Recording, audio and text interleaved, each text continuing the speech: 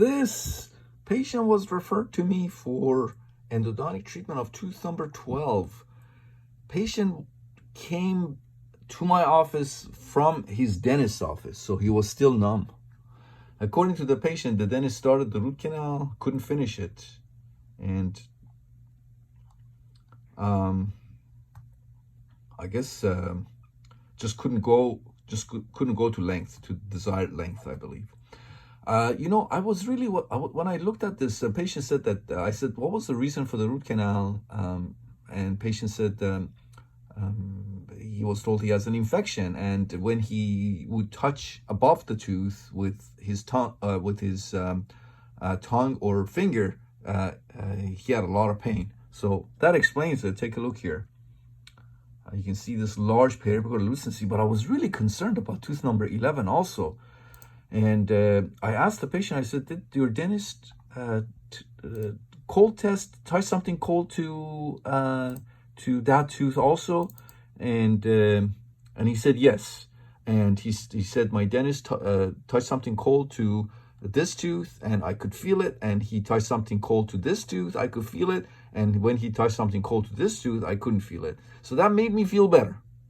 That made me feel better because it looks like this radiolucency is coming from 11. And patient was, again, still numb. But despite of that, I said, let me also try to do a cold test. It won't hurt. So patient was very anxious. So as soon as I touched the cold cotton pellet endo ice to tooth number 11, patient immediately jumped out of the chair almost. I'm like, you definitely felt it. And he said, yes. So I said, okay, all right. I cold tested 13. He couldn't feel it. So I'm just guessing it was because he was probably numb, still anesthetized there. But number 11, he said he felt it. And then the fact that he said his dentist also cold tested 11 and 13, and he felt them both. He cold tested number 12 and he couldn't feel it. That made me feel better, but I'm really still concerned about this area here. It looks like it may be coming from tooth number 11. But anyways, then again, it may not be coming from tooth number 11, and it could be just tooth number 12.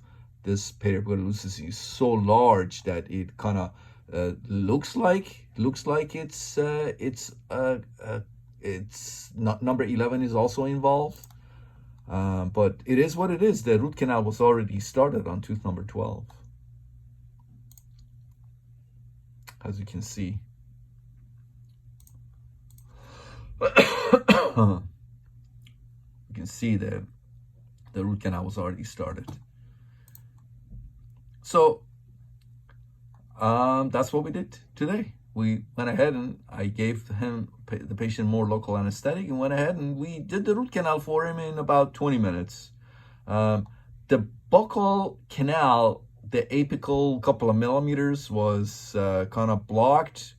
Perhaps maybe there was a curve there, but I was able to bypass it and go to length. Take a look.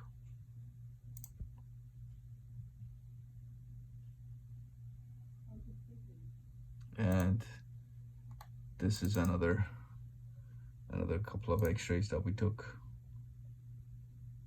All right, so as you can see, everything went beautifully. These were 24 millimeter long canals. Palatal 24, buccal 24, both from the reference point was the buccal cusp. But as you can see, everything went beautifully. Everything went great. And we went ahead and temporized the tooth and referred the patient back to his dentist for the permanent restoration. But yeah, you can see how large this periapical lucency is here.